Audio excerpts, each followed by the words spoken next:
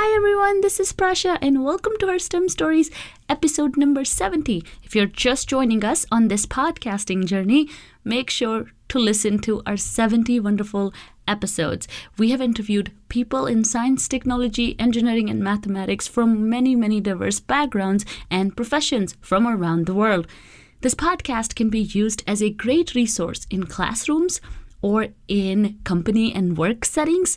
You can share it with your colleagues, friends, boss, or mentors, and share with them these wonderful stories that showcase diversity and inclusion in a very unique manner. That being said, we are also very proud to announce our second annual Wonder Women in STEM conference. This is a conference that we did last year, and we're very excited to bring it back this year.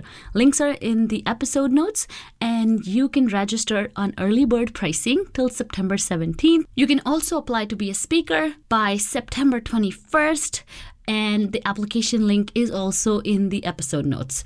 We are also having an info session this Friday. We're going to have these every week. So if you want to stay in touch about all the updates about the conference, make sure you follow us on social media at Her STEM Story.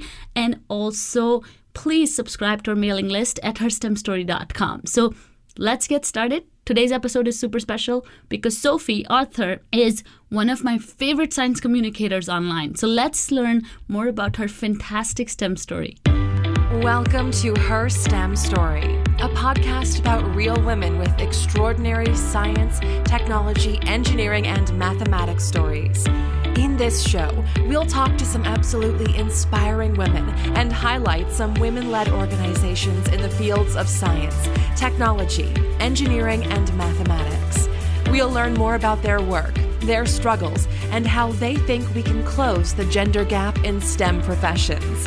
Keep listening to get inspired.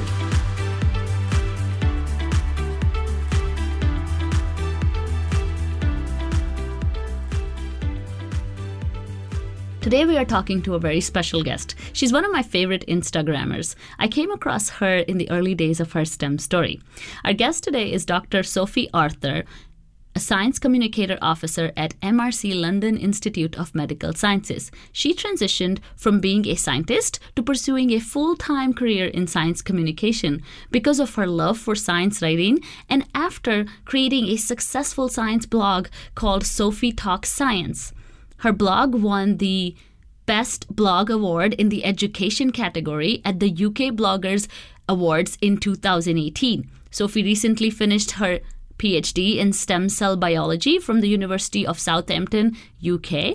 She passionately advocates for diversity, inclusion, and accessibility in STEM through her work on social media. Let's talk to Sophie to learn more about her wonderful STEM story. Thank you again. Thank you so much for joining us. No, it's not a problem whatsoever. I'm honored. Awesome. So to get started, let's start with just tell us a little bit about yourself. Okay, so I'm living in the UK right now, but I actually am from Wales, which some people don't really know much about. They just think of England generally. But no, I'm from Wales, which people don't know much about, and I'm from a really tiny rural corner of that. Grew up literally in the middle of nowhere with no exposure to any kind of science or anything. But yeah, I play a lot of sports. I like to learn a lot of languages, and currently trying to plan a wedding as well as a new job and juggling all that. So a bit of a new sort of chapter in my life, to sound really philosophical maybe. Yeah, finished the PhD, starting a new job, getting married. Yeah, so very exciting time in your life. And so you said you love to learn more languages. Tell us, how many languages do you know? Well, now I probably don't know as many as I'd like to. I'm not fluent in anything other than English, unfortunately. But in school, I did have to learn Welsh, French, and German. Yeah, so I did French to A-level, which I don't know what the equivalent is for you guys when we're like 18 years old. Yeah, so that was actually my the subject that I got the highest mark in before we went to university, and it wasn't science, which is annoying on one part but cool on another part. But yeah, I kind of like to learn a little bit of the language wherever I go on holiday or anything like that to test myself. Awesome. So I'll teach you a word in Hindi because I'm from India. So I'll just teach you a word so then you can grow your Hindi skills also. I'll just say namaste. You know namaste already. Namaste. Yeah, I do know. Namaste means hello. So again, thank you. No problem.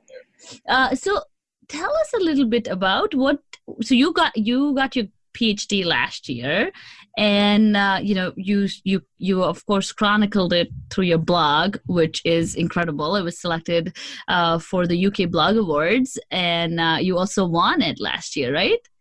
Yeah, last year I entered the education category, and I was a little bit worried almost if I fit that category properly, because there was a lot of blogs by teachers and everything in there with their resources and stuff. So I thought I was a little bit outside the box, so to speak, but there wasn't anything else that I really fit into. But somehow then I came out and won the education category, and then they also do kind of like an overall winner, so like the winners of the winners. So I somehow managed to get that one as well, which was crazy. Yeah, and then I was highly commended in it then this year as well. So that's awesome. Yeah. So you have a blog and you do science communication.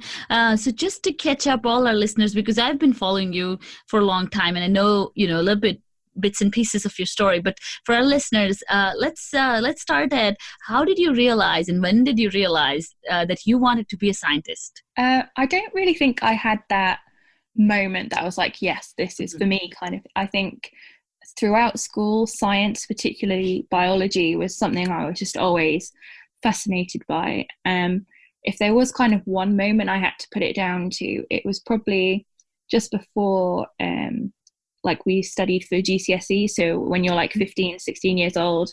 And I remember being taught about how the what are they called? Like the kinesin and motor proteins kind of transport everything around your cells. And the fact that we saw those kind of like graphics that we've all probably seen on the internet of how it's pulling something along a thread, and in my head it was kind of just magical how that happened so quickly that allowed us to like think, breathe, walk, and it was kind of that kind of captured my imagination.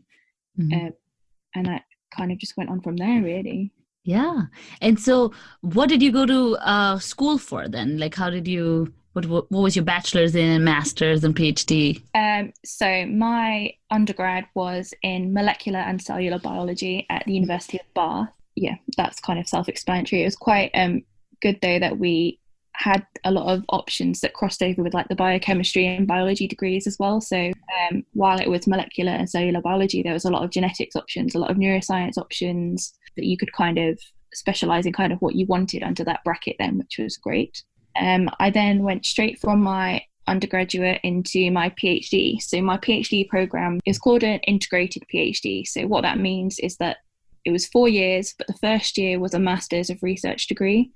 And rather than having to then reapply to a PhD program, I just automatically went straight onto that, which was good and bad in one way, because I had the solid deadline of pressure that at the end of 4 years, my funding ran out. I had to have my thesis in, whereas I think general PhD students then have their 3 years of funding, and then they could take however long they wanted almost to write up afterwards.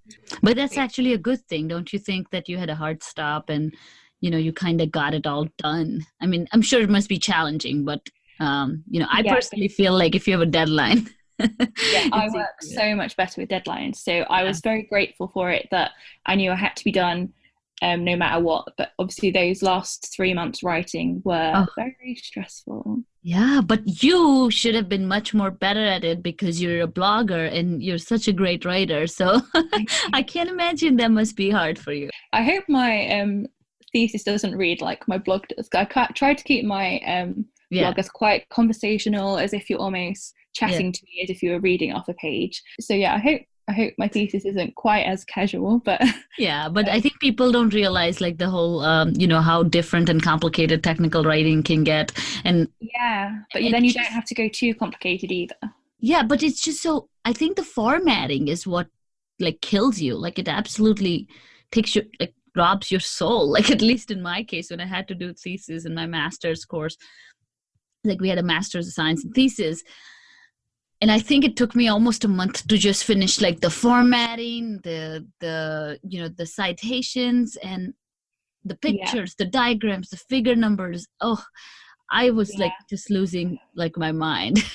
Yeah, I think I'd heard that from so many people that before I kind of sat down to write properly, I had already made sure that I knew exactly how everything was going to be formatted. So set up all my headings. And I also tried to be as organized as possible. So as I went through my PhD for those 3.5 years or so then, anytime I had finished a result, I would automatically put it straight into kind of my final formats for my thesis. So it was literally there ready to go. So when it came to thesis writing, I didn't start with a blank page, which was helpful and less daunting. Yeah, then that's a great tip for anyone who's kind of going through that period of writing, you know? Yeah, it's obviously not something that everyone can do because of the nature of PhDs, but it definitely helped me to know that I had something there to begin with, and I just had to add to bits, change bits around, etc. Yeah, that's amazing. So explain to us what was your PhD research or PhD thesis was all about. Like, maybe if you can try to explain it to us like we're 5. Yeah, so I worked with embryonic stem cells. So embryonic stem cells are a special type of cell that can turn into any of the cell types you find in your body. So because of that, then incredible potential that they have huge promise for regenerative medicine applications, in terms of we could try and then recreate cells that are lost and help treat diseases and such. But to be able to do that, we kind of need a really pure and highly pluripotent population of cells. So pluripotent then is just the term for the stem cell that is able to become any cell type that's found in your body. So to be able to do that, we need this really highly pluripotent and pure population of cells, which we don't currently have. So my PhD then was trying to work out how we can make a stem cell more pluripotent, because I think there's also a lot of people think it's kind of a binary state. It's either it is pluripotent or it isn't. Whereas I think it's definitely more of like a spectrum. So yeah, I was looking particularly at hypoxia, so low oxygen conditions, and the metabolism and the glycolysis in particular, and which one sort of came first and was the driver to create a pluripotent cell.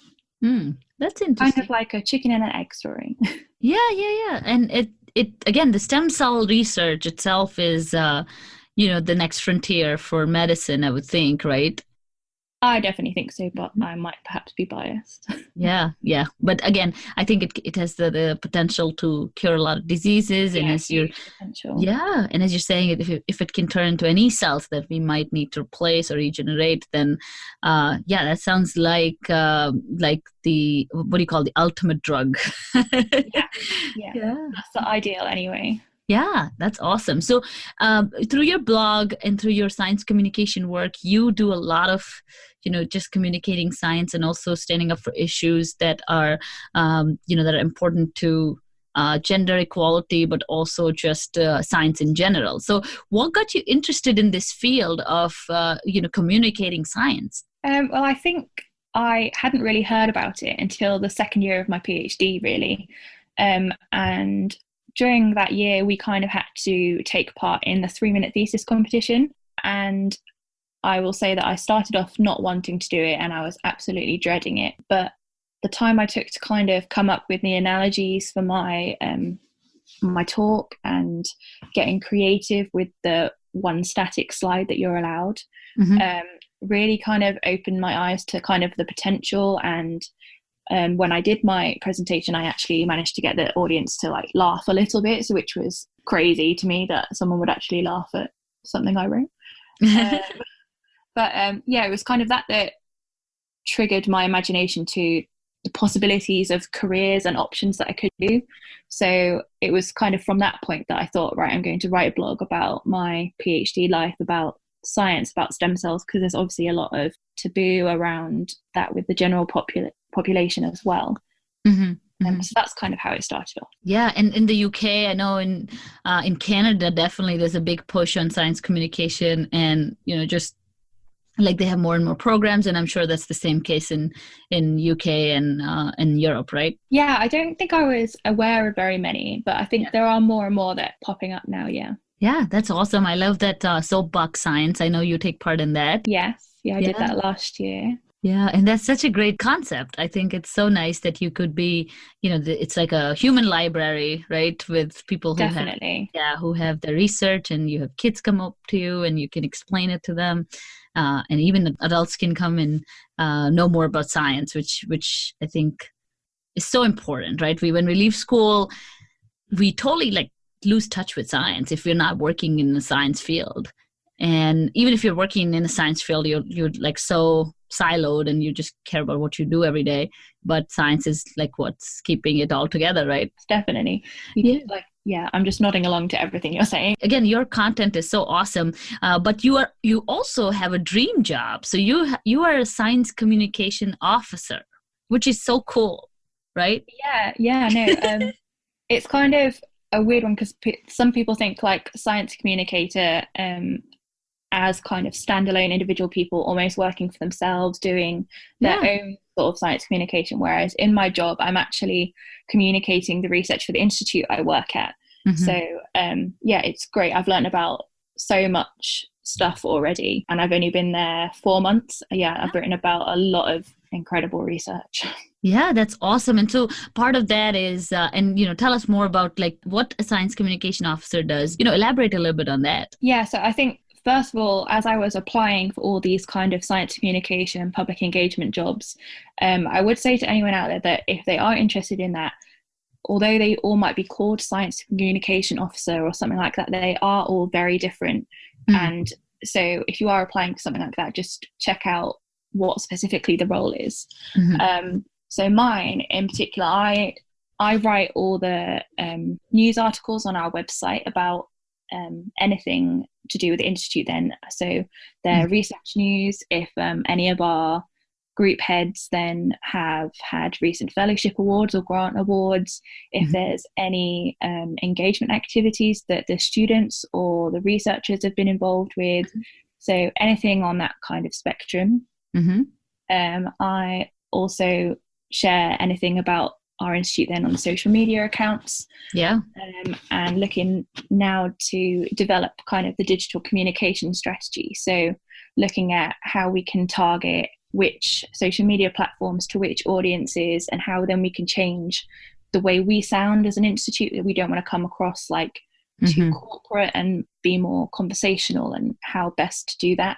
I get to organise events, so I've got some events coming up now next week, Pint of Science events, so we're getting research out of the lab to talk to the public in a relaxed space, so we're heading to the pub to do that, which will be amazing.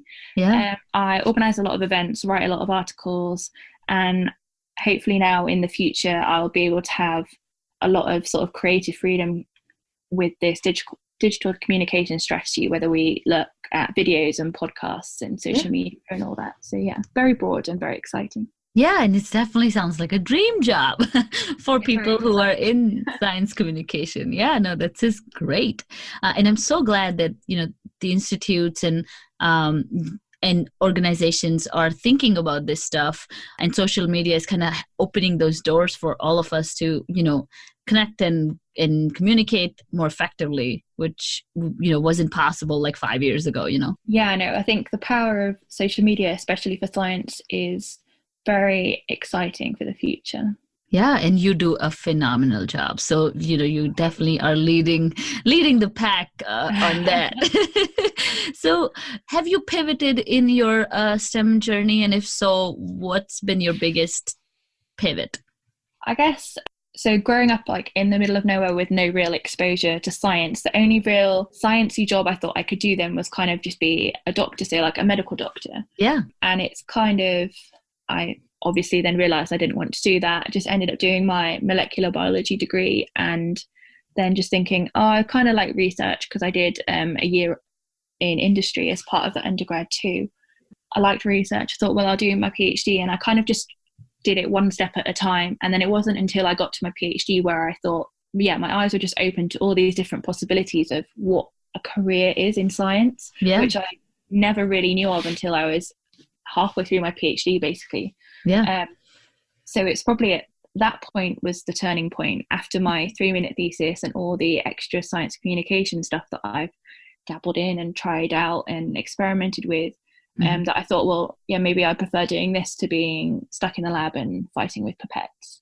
Yeah, that's awesome. I love pivots, and I'm trying to get more and more of those out with this show, so that people know that they have other options, and life's not a straight path, and you really can change it anytime you like and in any direction, just like you did. So that's awesome. So do you still so I know you do a lot of outreach, but do you do some outreach in the rural areas, or do you have plans for that, for someone like little Sophie who can see someone like you and be like, oh, these are things I can do? Yeah, I think that is what I want to be doing, or at least part of what I want to do.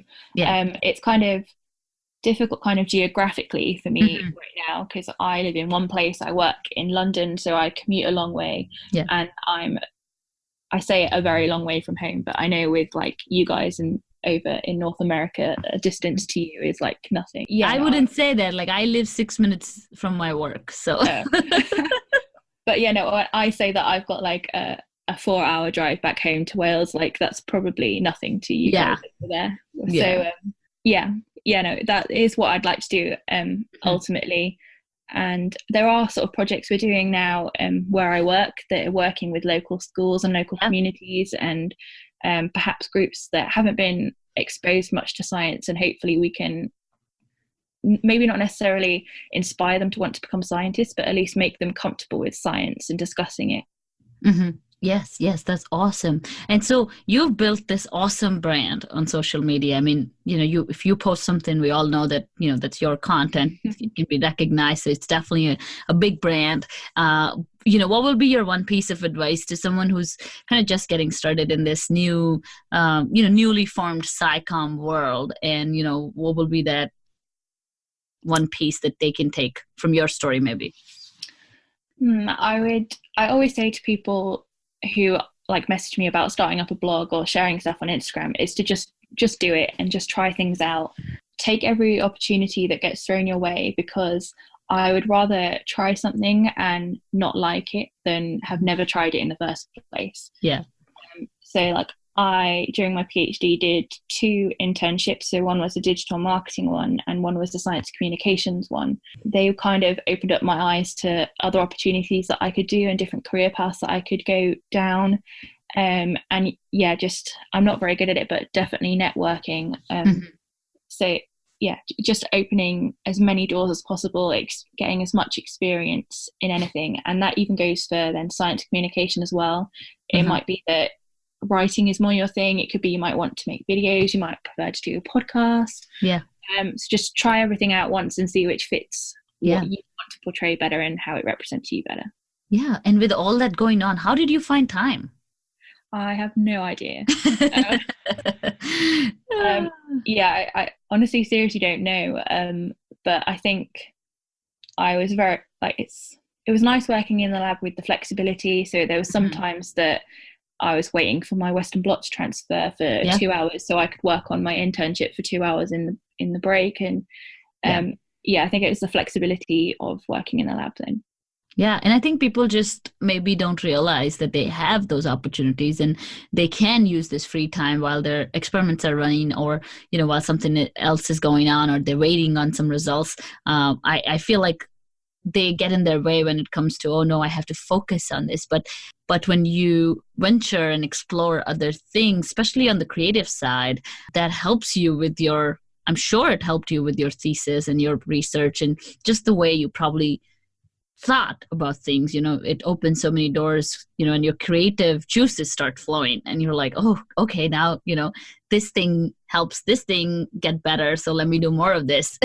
Right? Yeah, no, it definitely helped me, particularly writing like my thesis discussions, just coming up with some crazy ideas and trying to then see if there was any evidence out there to back them up. But also coming home from the lab, if it was a bad day or a good day, and just taking that time to just sort of type things out on my laptop to post on the blog or on Instagram, just kind of gave me that refresh and that reset button just to do something that I wanted to do rather than something that I almost needed to do as part of my PhD.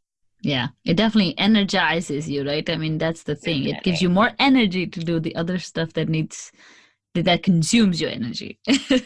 Yeah, no, I think I kind of sort of did all my science communication and blogging sort of at the expense of maybe looking after myself and spending time with friends, socializing and that kind of thing. So it is a hard balance if you want to do a million things like I want to do, but then learning what your limits are and looking after yourself as well.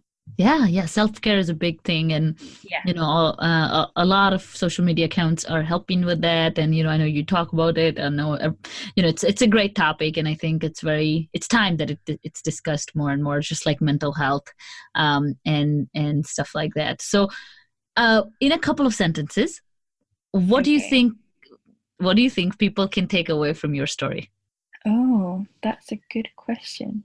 Probably from my story, it would probably be that there is no one straight career path. You can go in any direction at any point at all, because I almost as well don't kind of know at the end of this job that I'm in now whether I might feel like I want to go back into the lab and do research or do research into science communication and public engagement, or whether I want to do something completely different or set up my own kind of business doing this kind of thing.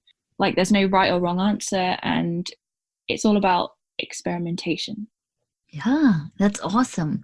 And the more and more people I connect with, the more and more stories I hear, I feel like this is probably the biggest theme that comes out, of almost 75 women I've spoken to. And it's just the fact that they were so harsh on themselves because they thought they needed to follow a certain career path. And for whatever reason, it didn't turn out to be as straight as they thought.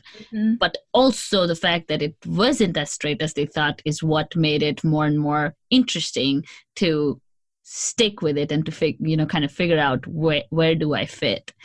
Yeah, and I think also not being on like this straight career path allows you to meet a whole heap of different people and open you up to a whole load of more opportunities that you might never have done if you just stuck to your one path or focused, which is great for some people, but it's not for everybody. So yeah, you never know what's going to come out of all these and changes and everything. Yeah, that's awesome. That's incredible. So again, you're an amazing advocate for inclusive science and accessibility on social media and on your blog. So how can other individuals become advocates for individuals with, all these unique abilities? I definitely would say that I'm still learning and I could definitely do better myself. But I always try to make an effort that there are captions on videos and images, because I feel they're really simple things that we can do. I'm not perfect at it. I definitely forget sometimes. But I know there are others out there who definitely advocated for like getting captions on like live presentations and thinking about which colors you're using and the size of fonts. And they're all the easy things I think we can all fix. Yeah, because I think the reason I mentioned this is because you were learning sign. I'm trying to learn sign. I've realized now that with my new job, I haven't got as much time as I'd like to. Yeah. But I'm learning a little bit every now and again. Which is so incredible. I mean, it's so heartwarming and it's just so interesting that you took it a notch further. You said, okay, like I'm going to really be accessible and I'm going to try, which I think is just amazing. I don't think anyone I've come across who's learning sign just for making sure that you're inclusive, which is, which is great. Yeah, I think it was just from that one event that I did last year where someone came up to me who was deaf and couldn't understand what I was saying. And I just felt so embarrassed that I couldn't explain it when my job at that event was to try and share my science with everybody that was there, and I couldn't do that. I did know how to finger spell from, I had learnt the alphabet years and years ago, so I did kind of manage to spell out a few words, but yeah, it was kind of I wish I could have at least said something more substantial. Mm-hmm.